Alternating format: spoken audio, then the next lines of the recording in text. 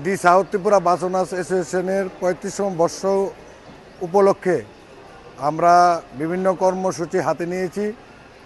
আজকে থেকে আমাদের এই বৈশাখ প্রতিযোগিতা দিয়ে শুরু হচ্ছে।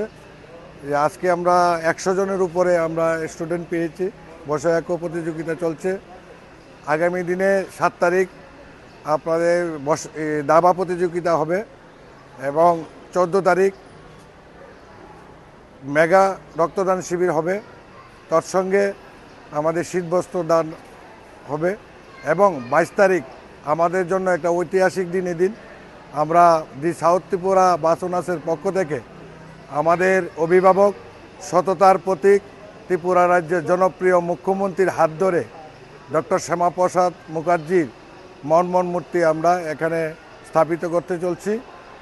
আমরা আপনাদের মাধ্যমে রাজ্যবাসীর কাছে আহ্বান রাখছি যে প্রত্যেকটি প্রোগ্রামে যাতে আমরা সুষ্ঠু সুন্দরভাবে করতে পারি।